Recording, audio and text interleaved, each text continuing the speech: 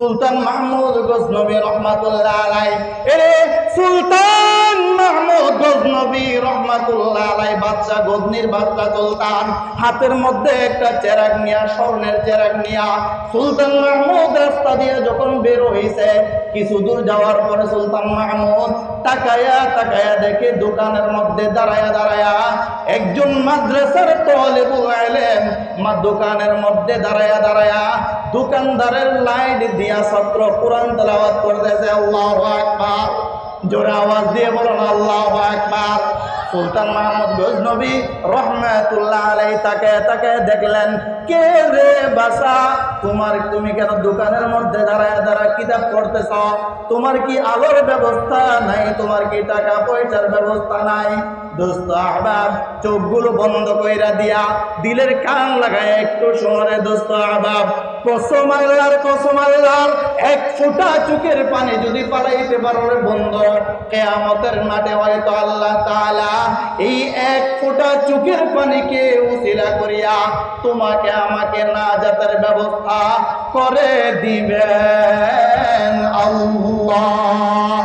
দোস্ত আহবাব, সুলতান মাহমুদ গজনবী রহমাতুল্লাহ আলাইহি এবার দোয়া করলেন। বাচ্চাটার কাছে গিয়া সুলতান মাহমুদ সুন্দর করে একটা ডাক দিলেন, কে রে বাসা, কি অবস্থা? তুমি কেন দোকানের মধ্যে দাঁড়ায় দাঁড়ায় কিতাব পড়তেছ, কোরআন তেলাওয়াত করতেছ? এইবার দোস্ত আহবাব, ওই ছেলেটা ডাক দিয়ে বলে, সুলতান বাচ্চা, আমি বড় এতিম মানুষ, আমার বাবা নাই, আমার মাও নাই, আমি এতিম মানুষ। একটা বাতি কিনবো এমন টাকার ব্যবস্থা নাই, একটা চেরা কিনবো এমন টাকার ব্যবস্থাও আমার নাই। দোস্ত আমার, ওই মুহূর্তে সুলতান মাহমুদ গজনবী রহমাতুল্লাহ আলাইহির দিলের মধ্যে, দেমাগের মধ্যে এই কথাটা চলে আসছে, হায় আল্লাহ, কিয়ামতের মাঠে আপনি যদি আমি সুলতানকে ডাক দিয়া বলেন, এরে সুলতানের সুলতান, হাতের মধ্যে স্বর্ণের চেরাগ নিয়ে ঘুরছ, আর মাদ্রাসার একজন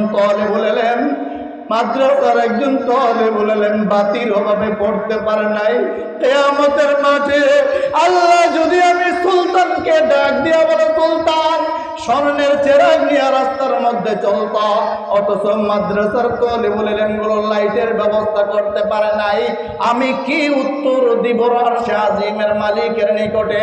এই কথাটা ভেবে দোস্ত আহবাব, সুলতান মাহমুদ গজনবী রহমাতুল্লাহ আলাইহি হাতে যে স্বর্ণের চেরাগ ছিল রে, ওই স্বর্ণের চেরাগটা সুলতান মাহমুদ ওই মাদ্রাসার তালিবুল ইলমের হাতে উঠাইয়া দিয়া বলে, যাও যাও যাও রে তালিবুল ইলম যাও, কালকে থেকে গিয়া মাদ্রাসায় এই স্বর্ণের চেরাগ দিয়া পড়বা। আল্লাহু আকবার, আওয়াজ দিয়ে বলেন আল্লাহু আকবার। এই ওয়ামিলুস সালিহাত, এই আমলে সালেহ গুলো যদি ঈমানের পাশাপাশি পাওয়া যায়, হাবিব আপনি তাদেরকে জানায়া দেন, কানাত লাহুম জান্নাতুল ফিরদাউসি নুজুলা। আয় হাবিব, দুনিয়ার জমিনের মানুষ যখন এই দুইটা জিনিসকে সাজাইল, এক নাম্বার হলো তারা ঈমান আনবে, দুই নাম্বার হলো তারা আমলে সালেহ করবে। হাবিব আপনি তাদেরকে জানায়া দেন, এই দুই গুণ যাদের মধ্যে আমি আল্লাহ পাই, তাদের জন্য আমি আল্লাহ বানায়া রাখছি সবচেয়ে সুন্দর জান্নাত, জান্নাতুল ফিরদাউস আমি আল্লাহ এই দুই গুণওয়ালাদের জন্য বানায়া রাখলাম। সুবহানাল্লাহ, আওয়াজ দিয়ে বলো না বন্ধু সুবহানাল্লাহ। তাহলে গুণ কয়টা বলেন না, গুণ কয়টা? এক নাম্বার হলো ঈমান থাকতে হবে, দুই নাম্বার হলো রাসূল সাল্লাল্লাহু আলাইহি ওয়াসাল্লামকে দিয়ে আল্লাহ বলছেন, হাবিব আপনি জানায়া দেন না, ওয়া আমিলুস সালিহাত, তারা ঈমান আনার পরে নেক আমল যদি বান্দা করে, নেক আমলের বিনিময়ে আল্লাহ জানায়া দিলেন, নেক আমলের বিনিময়ে আল্লাহ জান্নাতুল ফিরদাউস দান করবেন। ও দোস্ত আহবাব, আমলে সালেহের কথা আল্লাহ তাআলা বলেছেন। আল্লাহ কালামে মাজিদের মধ্যে সূরা বাকারার মধ্যে জানায়া দিলেন, আল্লাযীনা ইউমিনুনা বিল গায়ব ওয়া ইউকিমুনাস সালাতা ওয়া মিম্মা রাযাকনাহুম ইউনফিকুন। আর আজিম দেখে আল্লাহ জানায়া দিলেন, হাবিব আপনি মুমিনের মানুষগুলোকে জানায়া দেন, যেই টাকার মালিক আমি আল্লাহ তাদেরকে বানাইলাম। দোস্ত আহবাব, একবার কি বলবা, টাকা পয়সার মালিক বানাইছেন কে? একটু আওয়াজ দিয়ে বলেন না কে? টাকা পয়সার মালিক বানাইছেন আল্লাহ, ধন সম্পদের মালিক বানাইছেন আল্লাহ। যেই রব আপনাকে আমাকে টাকা পয়সার মালিক বানাইলেন, যেই রব আপনাকে আমাকে এত সুন্দর একটা জিন্দেগি দান করলেন, ওই রব জানায়া দিলেন, হাবিব আপনি তাদেরকে জানায়া দেন, আল্লাযীনা ইউমিনুনা বিল গায়ব ওয়া ইউকিমুনাস সালাতা ওয়া মিম্মা রাযাকনাহুম ইউনফিকুন। আয় হাবিব, আমি যেই সম্পদগুলো তাদেরকে দিলাম, এই সম্পদগুলো থেকে তারা যদি আল্লাহর রাস্তায় খরচ করে, হাবিব আপনি জানায়া দেন এই মানুষগুলো হলো মুত্তাকি। এই মানুষগুলোর জন্য আমি আল্লাহ জান্নাত বানায়া রাখছি। এই মানুষগুলোর জন্য আমি আল্লাহ তাআলা দুনিয়ার জমিনের সুখ শান্তি এবং পরকালের মুক্তির ব্যবস্থা এই মানুষগুলোকে আমি আল্লাহ করে দিব। আলহামদুলিল্লাহ,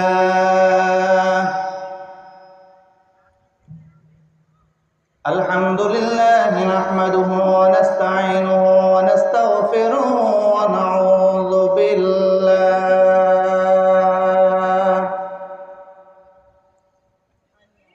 নাউযু বিল্লাহি মিন শুরুরি আনফুসিনা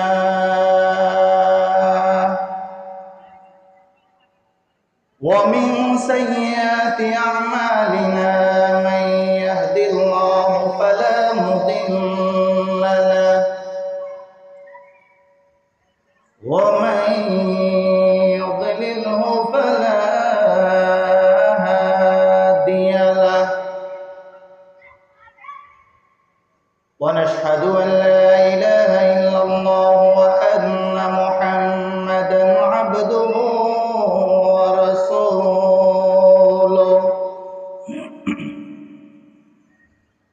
أرسله الله تعالى بالحق بشيرا ونذيرا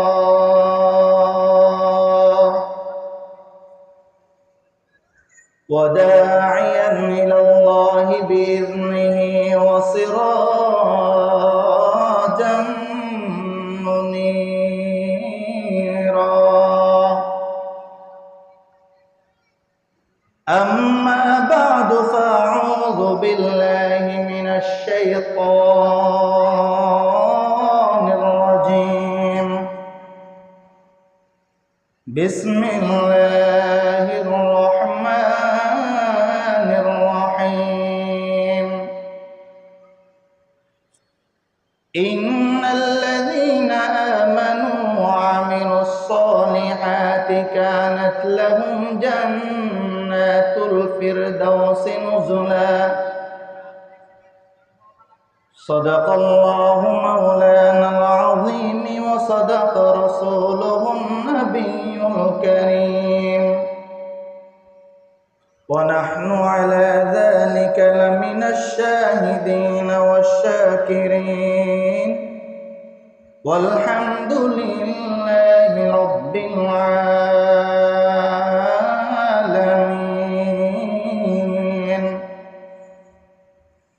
وقال تعالى في شان حبيبه ومحبوبه مخبرا وآمنا: إن الله وملائكته يصلون على النبي يا أيها الذين آمنوا صلوا عليه وسلموا تسليما. اللهم صل على محمد وعلى آل محمد كما صليت على إبراهيم وعلى آل إبراهيم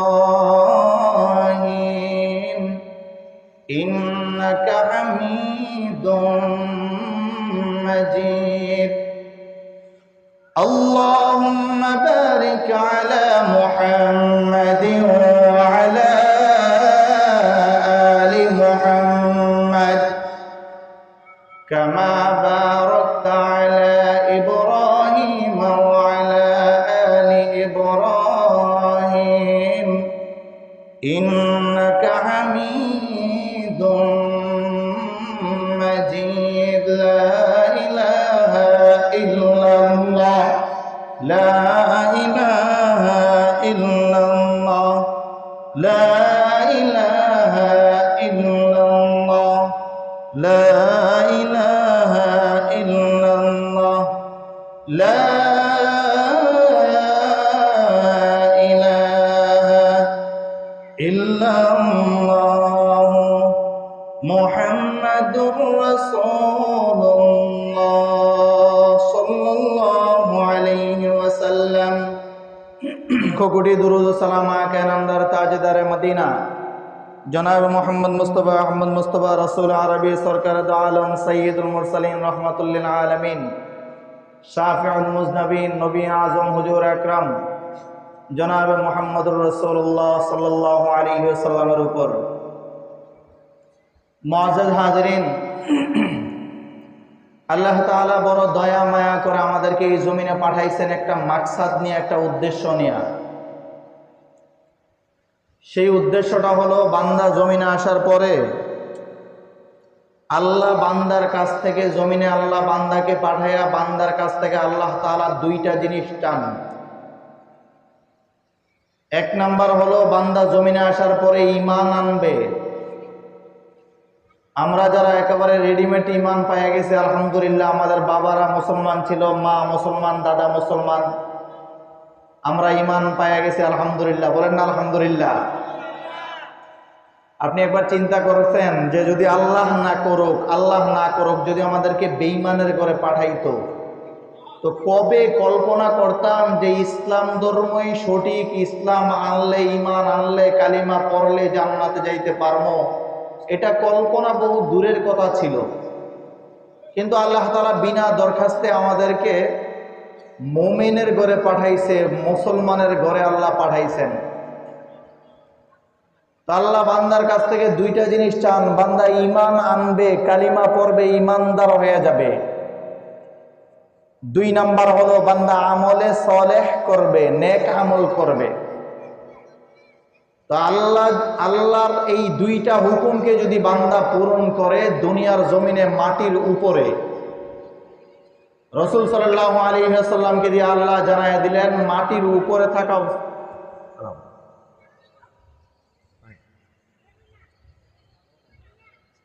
তো বান্দা যদি মাটির উপরে থাকা অবস্থায় দুইটা জিনিসের হেফাজত করে বান্দা ঈমান আনবে এবং আমলে সালেহ করবে,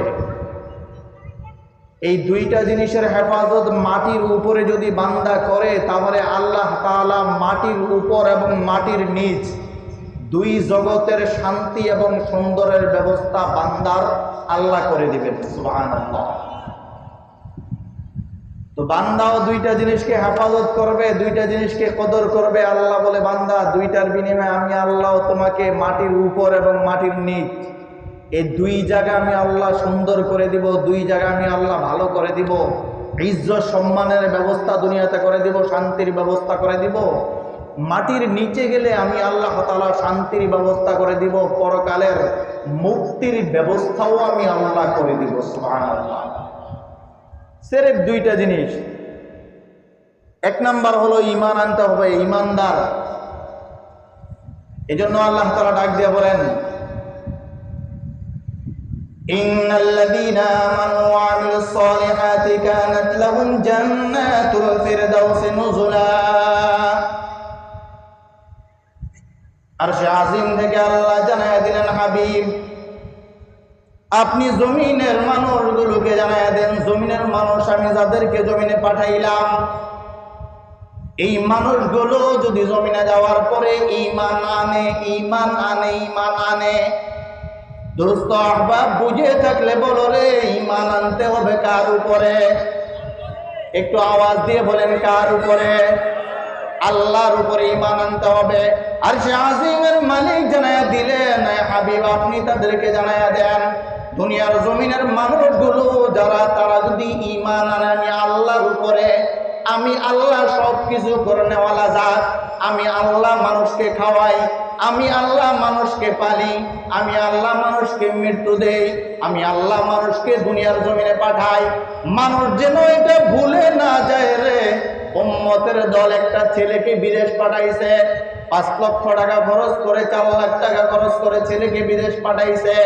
এখন ছেলে বিদেশ যাওয়ার পরে অনেক লক্ষ লক্ষ টাকা বাবার কাছে পাঠায়, প্রতি মাসে মোটা অঙ্কের টাকা বাবার কাছে পাঠায়। বাবার সাথে আর বাবার বন্ধুর সাথে গাজীপুর বাজারে দেখা হইছে। বলে আব্দুল্লাহ কি অবস্থায় আছো রে? আব্দুল্লাহ বলে হ্যাঁ অনেক ভালো আছি। বলে কিভাবে ভালো আছো? বলে আর বইল না, ছেলেটা আমার এখন সৌদি আরব থাকে, প্রতি মাসে মাসে লক্ষ লক্ষ টাকা পাঠায়, ছেলের কারণে আমি অনেক ভালো আছি। দোস্ত আহবাব বুঝে থাকলে বলো রে, এই লোকটা ভালো আছে ছেলের কারণে নাকি ভালো রাখার মালিক আল্লাহ? বলেন কে? ভালো রাখার মালিক আল্লাহ।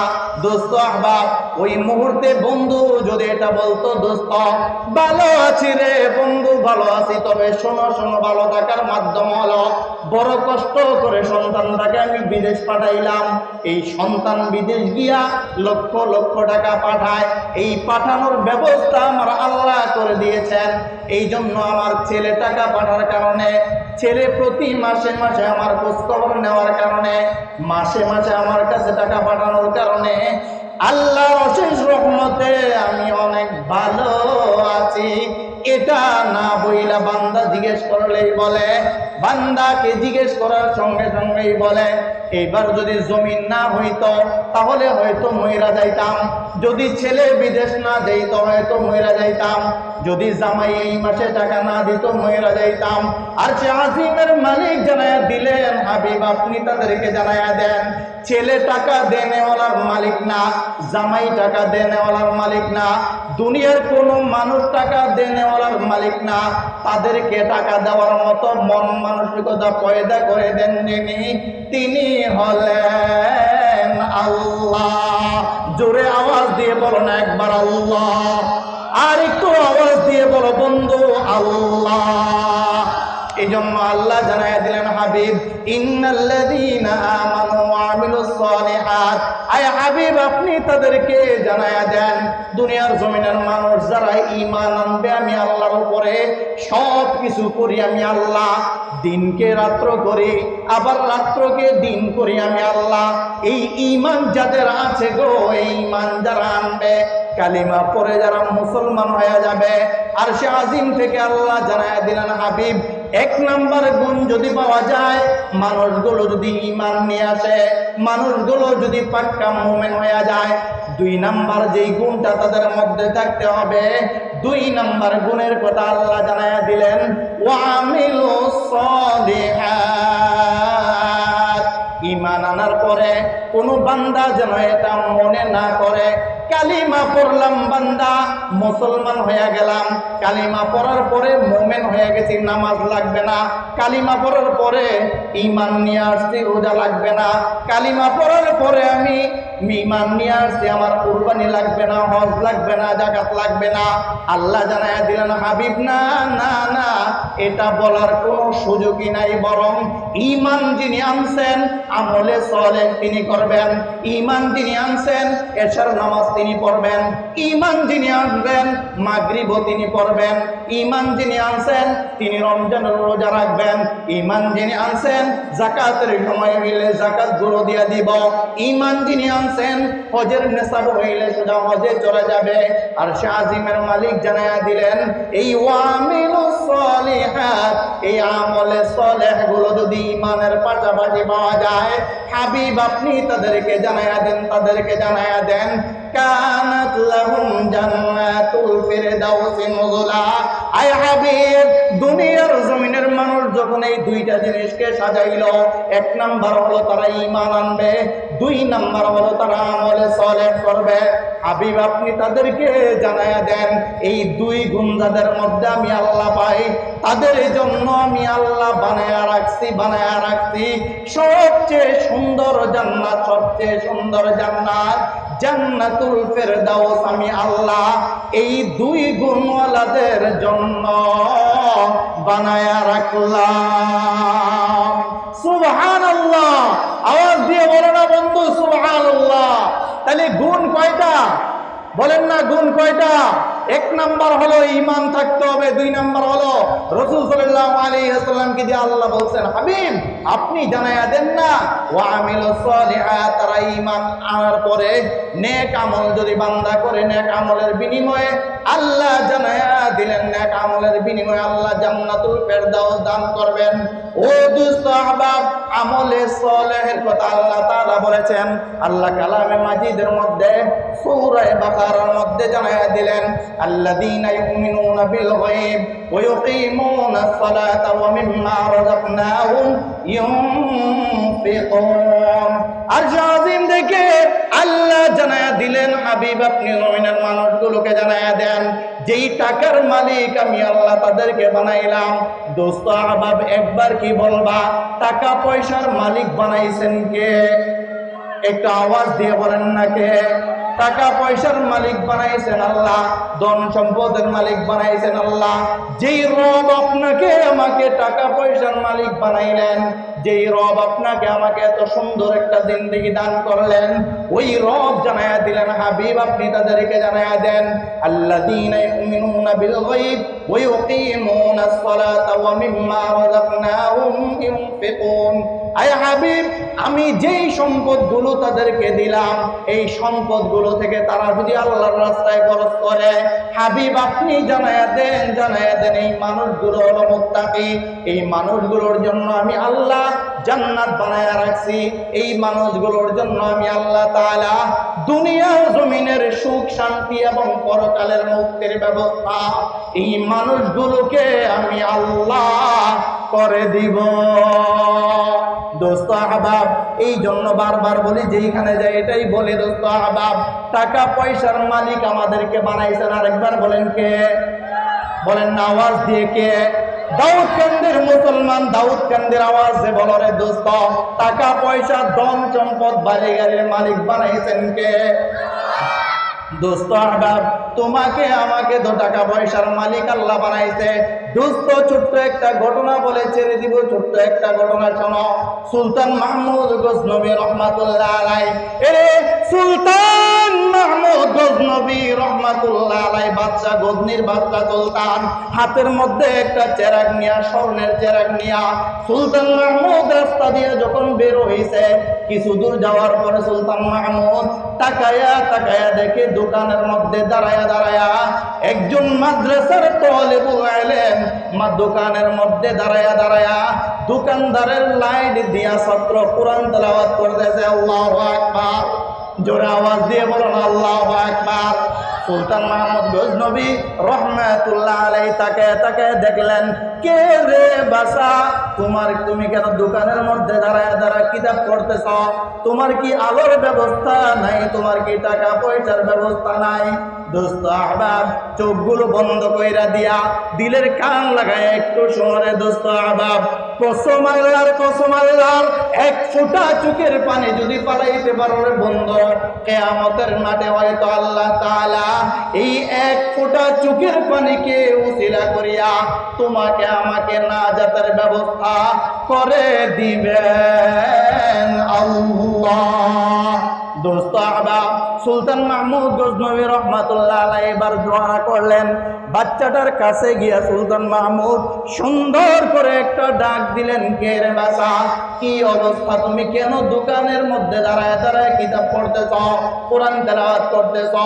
এইবার দোস্ত আহবাব ওই ছেলেটা ডাক দিয়ে বলে, সুলতান বাচ্চা, আমি বড় এতিম মানুষ, আমার বাবা নাই, আমার মাও নাই, আমি এতিম মানুষ।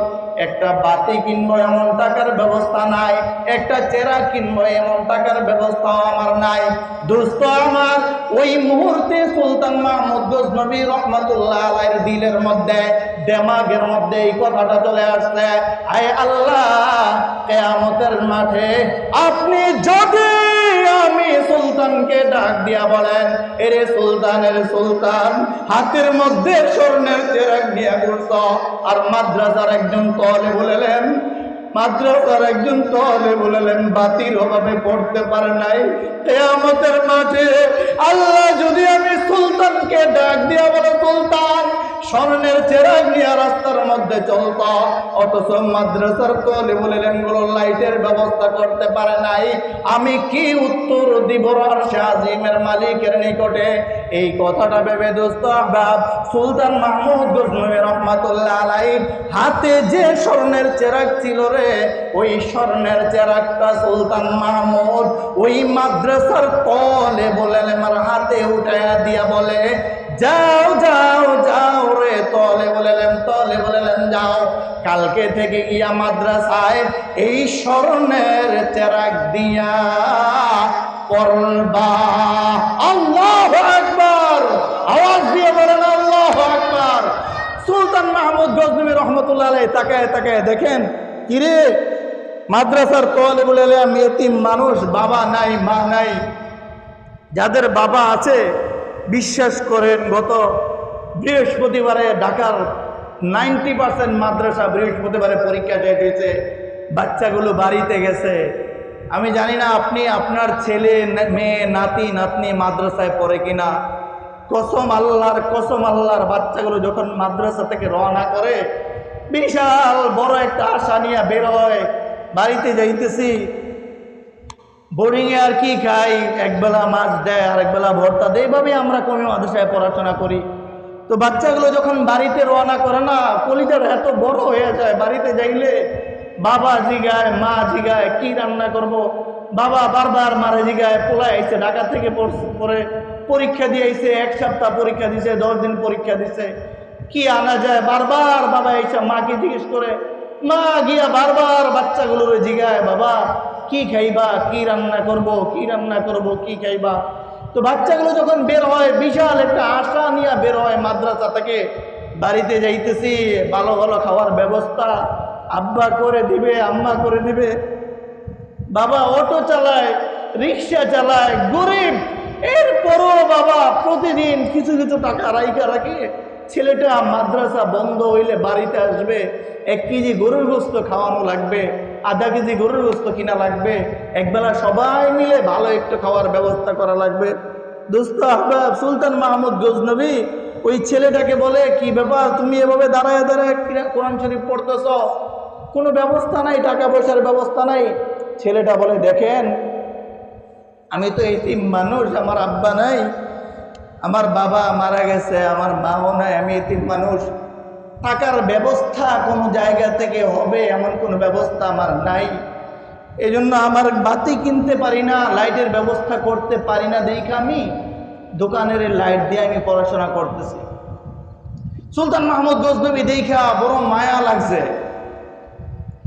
সুলতান মাহমুদ গজনবী রহমতুল্লাহ আলাইহি নিজের হাতে যে স্বর্ণের চেরাগটা ছিল, এটা বাচ্চাটাকে দিয়া বললো কি, তুমি চলে যাও, কালকে থেকে মাদ্রাসায় গিয়া এই চেরাগটা দিয়া, এই লাইটের ব্যবস্থা করে এটা দিয়ে তুমি কালকে পড়বা। সুবহানাল্লাহ। ইয়া ইলাহি কুন মুনাজাতুম বিফদলি খুদ কবুল, ইয়া ইলাহি কুন মুনাজাতুম বিফদলি খুদ কবুল, বর সদকা ওলিয়ায়ে খানদানে সবরি, বর সদকা ওলিয়ায়ে খানদানে সবরি। দোস্ত আহবাব, সুলতান মাহমুদ গজনবীর চেরাগটা দিয়া, বাচ্চাটাকে চেরাগ দিয়া সুলতান মাহমুদ চলে গেছে বাড়িতে।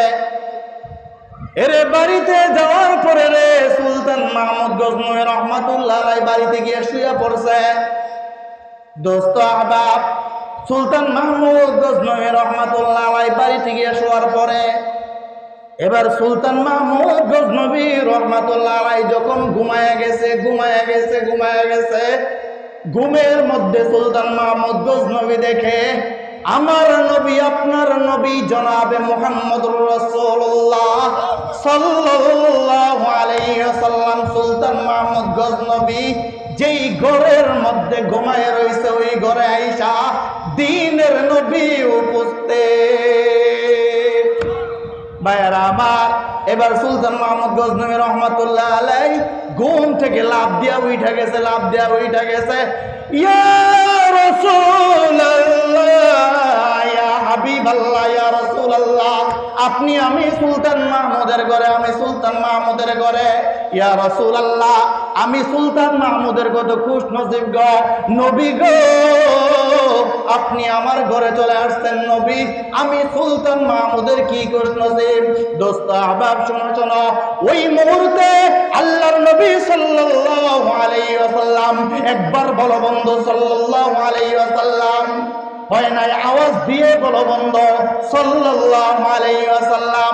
দোস্ত আহবাব, ওই মুহূর্তে আল্লাহর নবী সাল্লাল্লাহু আলাইহি ওয়াসাল্লাম জানায়া দিলেন, এরে সুলতান রে, শোনো রে সুলতান, তুমি অনেক বেশি নামাজ পড়ো, এই জন্য আমি নবী আসি নাই। তোরে সুলতান বেশি পরিমাণে কোরআন তেলাওয়াত করো, এই জন্য আমি আসি নাই। বেশি পরিমাণে তাসবিহ আদায় করো, এই পরিমাণে আমি আসি নাই রে সুলতান। এরে সুলতান, তুমি অধিক পরিমাণে সমাজের মানুষের খেদমত করো, এই জন্য আমি আসি নাই। বলে, ইয়া নবী আল্লাহ, কি জন্য আপনি আসছেন গো নবী, আমার খুশ নসিব। ভাইরা আমার, ওই মুহূর্তে আরশে আজিমের মালিক, আরশে আজিম থেকে আল্লাহ যেন আল্লাহর নবী সাল্লাল্লাহু আলাইহি ওয়াসাল্লামকে দিয়া জানায়া দিলেন। আল্লাহর নবী সাল্লাল্লাহু আলাইহি ওয়াসাল্লাম জবান মুবারক দিয়া বললেন, এরে সুলতান, তুমি বেশি ইবাদত করো, এই জন্য আমি আসি নাই। বরং সুলতান, তুমি কালকে রাত্রে যে স্বর্ণের চেরাগ একটা তালিবুল ইলমকে দিছ, এরে সুলতান, এই স্বর্ণের চেরাগটা দেওয়ার সঙ্গে সঙ্গে আরশে আজিম থেকে আল্লাহ তাআলা তোমার উপরে এত পরিমাণে খুশি হয়েছে, সুলতান আল্লাহ আমাকে পাঠায়া দিয়েছেন তুমি সুলতানকে দুইটা ঘোষণা দেওয়ার জন্য। এক নাম্বার হলো, সুলতান দুনিয়ার জমিনে যতদিন থাকবা, সুলতান যতদিন থাকবা, ওই তালিবুল ইলমকে চেরাগটা দেওয়ার কারণে আল্লাহ তাআলা কোনদিন তোমাকে বিপদে ফেলবে না। আল্লাহু আকবার, আওয়াজ দিয়ে বলেন আল্লাহু আকবার। ওরে আল্লাহ নবী সাল্লাল্লাহু আলাইহি ওয়াসাল্লাম জানায়া দিলেন, এরে সুলতান, এক নাম্বার হলো রে সুলতান, দুনিয়ার জমিনে যতদিন থাকবা ওই মাদ্রাসার তালিবুল ইলমের কারণে কোনো দিন বিপদে পড়বা না।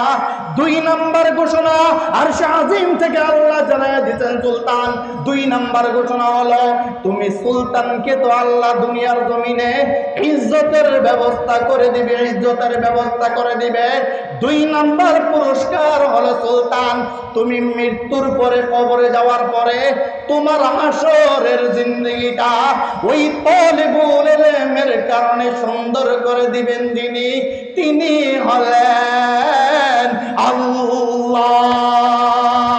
ভাইয়ারা আমার, দোস্ত আহবাব, এই কথা বলার পরে সুলতান মাহমুদ গজনবী রহমাতুল্লাহ আলাইহিকে দুইটা সুসংবাদ দেওয়ার পরে আমার নবী, আপনার নবী জনাব মুহাম্মদুর রাসূলুল্লাহ সাল্লাল্লাহু আলাইহি ওয়াসাল্লাম সুলতান মাহমুদ গজনবীর ঘর থেকে চলে গেলেন। বলো দোস্ত আহবাব, সুলতান মাহমুদ গজনবীর ঘরে আল্লাহর নবী সাল্লাল্লাহু আলাইহি ওয়াসাল্লাম আসছিলেন বেশি নামাজ পড়ার কারণে।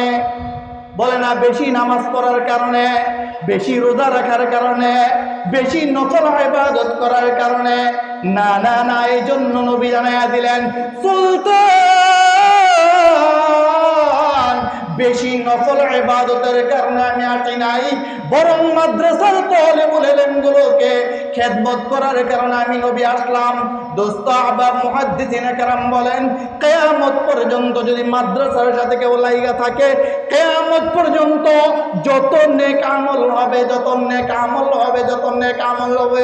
এই সবগুলো নেক আমলের এক একটা সওয়াব আল্লাহ এই মাদ্রাসার তালিবুল ইলমকে টাকা দিবে, মাদ্রাসায় কিতাব কিনে দিবে, মাদ্রাসার একটু ফ্যানের ব্যবস্থা করে দিবে, মাদ্রাসায় এক বস্তা চাউলের ব্যবস্থা করে দিবে, মাদ্রাসায় এক ব্যাগ আলুর ব্যবস্থা করে দিবে, এক বস্তা আলুর ব্যবস্থা করে দিবে, 2 কেজি ডালের ব্যবস্থা করে দিবে। আরশে আজিম থেকে আল্লাহ জানায়া দিলেন, হাবিব আপনি জানায়া দেন, ওয়া মিম্মা রাযাকনাহুম ইউনফিকুন। আরশে আজিম থেকে আল্লাহ জানায়া দিলেন, হাবিব যেই সম্পদগুলো আমি আল্লাহ তাদেরকে দিলাম, যেই টাকাগুলো আমি আল্লাহ তাদেরকে দিলাম, এই টাকাগুলো থেকে, এই সম্পদগুলো থেকে তারা যদি আল্লাহর রাস্তায় খরচ করে, মাদ্রাসার তালেবুল ইলমের রাস্তায় খরচ করে, তালেবুল ইলমের জন্য খরচ করে, আল্লাহ জানায়া দিলেন, হাবিব আপনি তাদেরকে জানায়া দেন, গাজীপুরের মানুষগুলোকে জানায়া দেন, এই মানুষগুলো হলো মুমিন আর মুত্তাকিন। আর যারা মুমিন আর মুত্তাকিন তাদের ব্যাপারে আল্লাহ জানায়া দিলেন, ইন্নাল্লাযীনা আমানু ওয়া আমিলুস সালিহাত কানাত লাহুম জান্নাতুল ফিরদাউসি নুজুলা খালিদিনা ফিহা আবাদা লা ইয়াবগুনা আনহা হিওয়ালা। এজন্য আরশে আজিম থেকে আল্লাহ জানায়া দিলেন, হাবিব আপনি তাদেরকে জানায়া দেন, ওয়া আমিলুস সালিহাত ঈমান আনার পরে নেক আমল করবে, নেক আমল। দোস্ত আহবাব, সামনে অনেক মুরব্বিরা আছে, এজন্য ছোট্ট একটা হাদিস শোনাও। আল্লাহর নবী সাল্লাল্লাহু আলাইহি ওয়াসাল্লাম এভাবে বসে বসে কান্না করতেছেন। আল্লাহর নবী জনাবে মুহাম্মদুর রাসূলুল্লাহ সাল্লাল্লাহু আলাইহি ওয়াসাল্লাম এইভাবে বসে বসে কান্না করতেছেন। দোস্ত আহবাব, একটু পরে হযরতে উমরে ফারুক রাদিয়াল্লাহু তাআলা দূর থেকে দৌড়ে আসছেন। উমরে ফারুক আইসা আল্লাহর নবী সাল্লাল্লাহু আলাইহি ওয়াসাল্লামকে দেখে আল্লাহর নবী কান্না করতেছেন। উমরে ফারুক রাদিয়াল্লাহু তাআলা আয়েশা বলেন, নবী আল্লাহ আপনার কি আপনার বাবার কথা মনে পড়েছে? কেন কান্না করেন? আল্লাহর নবী বলেন, উমর না না রে উমর, আমার বাবার কথা মনে পড়ে না, এই জন্য কান্না করি না। উমর ফারুক বললেন, নবী গো, মক্কার মুশরিক গুলো আপনাকে গালি দিছে, এজন্য কান্না করেন।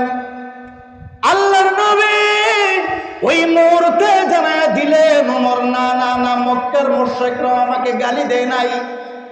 এবার ওমর বড় আশ্চর্য হয়ে গেলেন, নবী গো, মক্কার মুশরিকরা আপনাকে গালি দেয় নাই, আপনার আব্বা আম্মার কথাও মনে পড়ে নাই। তাহলে নবী আমি জানতে চাই আপনি কেন বসে বসে কান্না করতেছেন? দোস্ত আহবাব, ওই মুহূর্তে আল্লাহর নবী সাল্লাল্লাহু আলাইহি ওয়াসাল্লাম জানায়া দিলেন, ওমর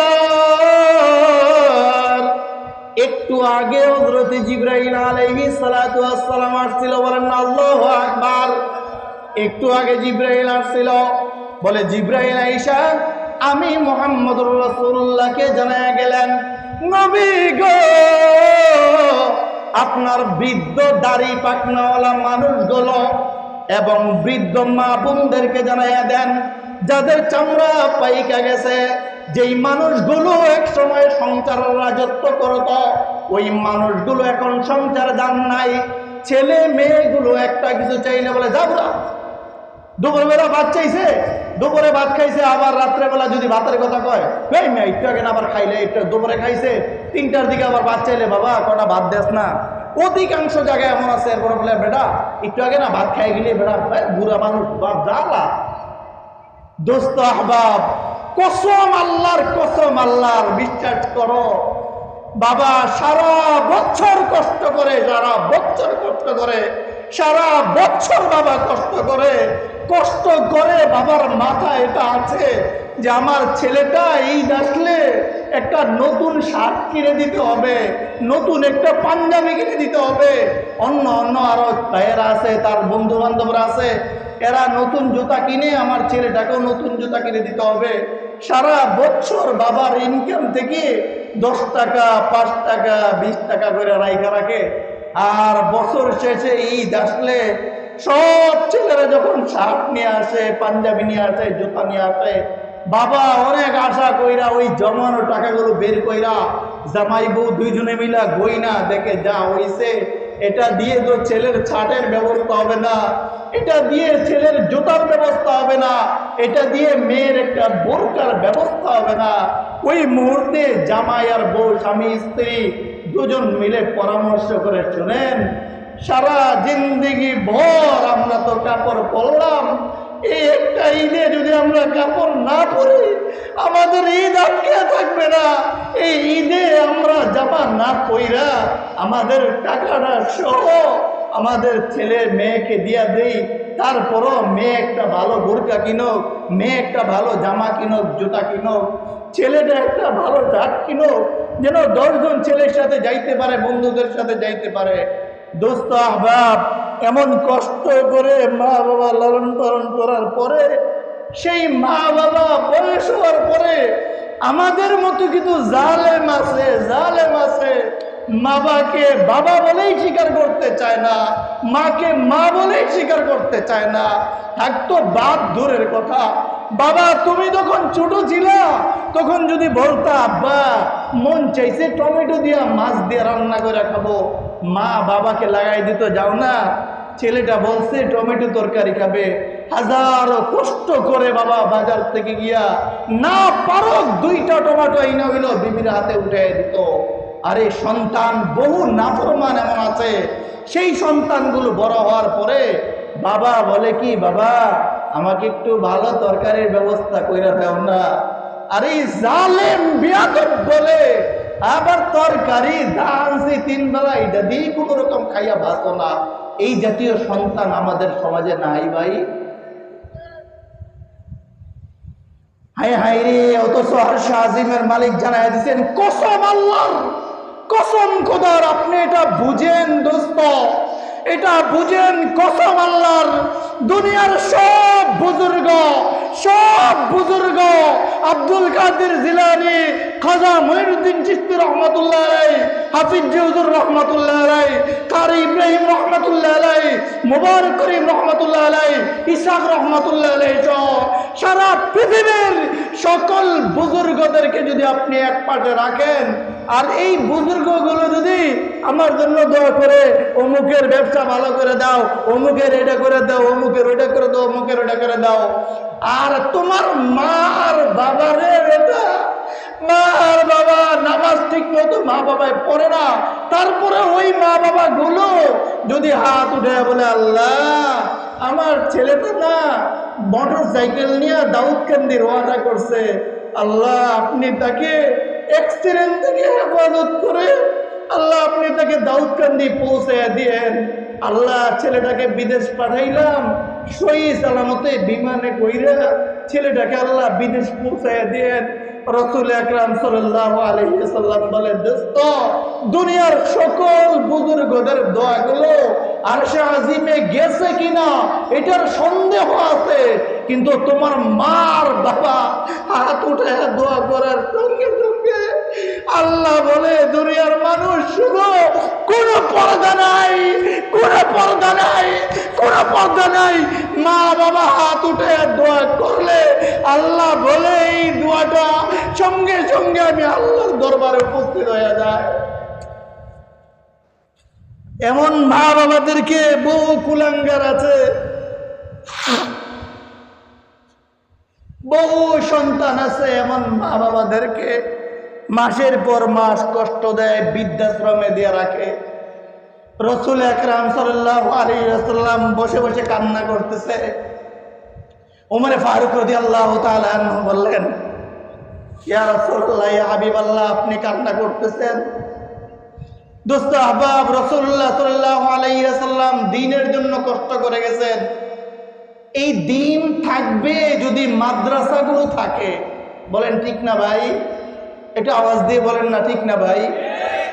এই দ্বীন থাকবে, এই যে তালেবুল ইলমগুলো আসছে আলহামদুলিল্লাহ, এই যে মাগরিবের পর থেকে তারা কোরআন তেলাওয়াত করতেছে, কিছুদিন পরে মাদ্রাসায় মাহফিল হবে, এই যে ছাত্রগুলো মাশাআল্লাহ আলহামদুলিল্লাহ বুকটা ভইরা গেছে। মাগরিবের সময় দেখি যে আসরের সময় মাগরিবের সময় সব পাগড়ি বাইদা সিরিয়ালে মসজিদে গিয়া আলহামদুলিল্লাহ গিয়া দাঁড়ায় নামাজ পড়তেছে। বলেন আলহামদুলিল্লাহ, বলেন না আলহামদুলিল্লাহ।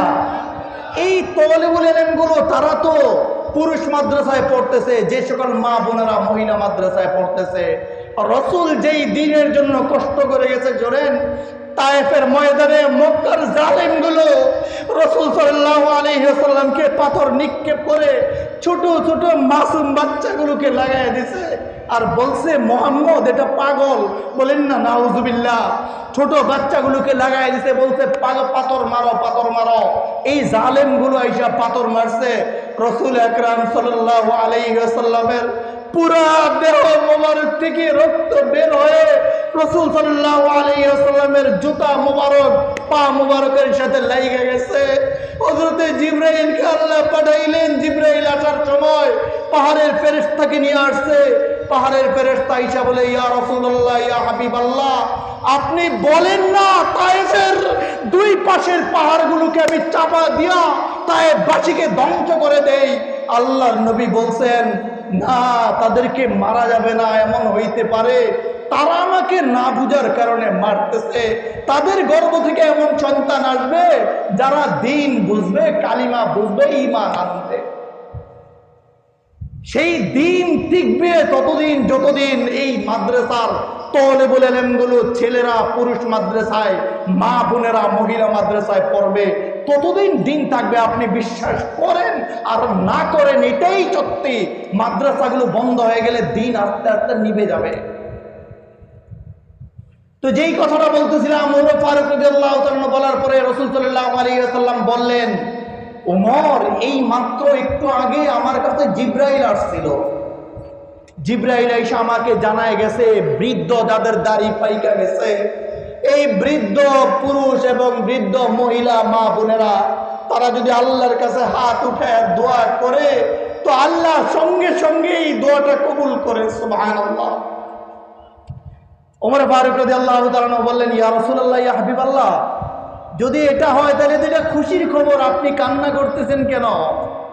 আল্লাহর নবী সাল্লাল্লাহু আলাইহি ওয়াসাল্লাম বলেন, ওমর, এই খুশির খবর হওয়ার পরেও অনেক মানুষ আছে, অনেক বৃদ্ধ মানুষ আছে যারা এটা শোনার পরেও আল্লাহর কাছে ক্ষমা চাইবে না, মাফ চাইবে না, মাফ নিতে পারবে না।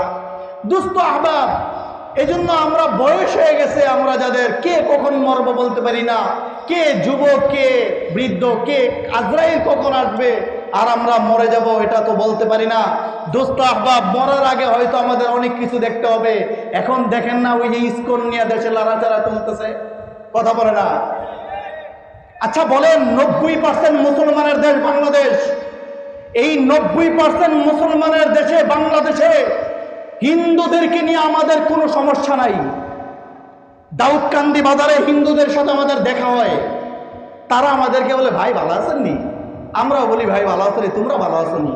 একটা সম্পর্ক আছে না ভাই তাদের সাথে আমাদের? কথা বলেন, একটা সম্পর্ক আছে না? তারা দোকান দিছে, আমরা তাদের দোকান থেকে গিয়ে কিনি, আবার আমরা দোকান দিছে, আমাদের দোকান থেকে তারা কিনে। একটা ভাই ভাইয়ের সম্পর্ক আছে। এই ভাই ভাইয়ের সম্পর্কটা নষ্ট হয়ে যাচ্ছে হিন্দুদের একটা সংগঠন ইসকনের কারণে। এই জন্য দোস্ত আহবাব, কসম খোদার এই দাউদকান্দির জমিন থেকে স্পষ্ট ভাষায় বলতে চাই, বাংলাদেশের জমিনে হিন্দুরা আছে, হিন্দুরা থাকবে। এই বাংলাদেশের জমিনে হিন্দুদের যেই সংগঠন ইসকন রয়েছে, ওই ইসকনের বিরুদ্ধে যদি আন্দোলন করতে হয়, ইসকনকে বাংলাদেশ থেকে বিতাড়িত করার জন্য জান লাগলে জান দিব, জীবন লাগলে জীবন দিব। কারা কারা তৈরি আছি? দুই হাত তুলে দেখা দাও।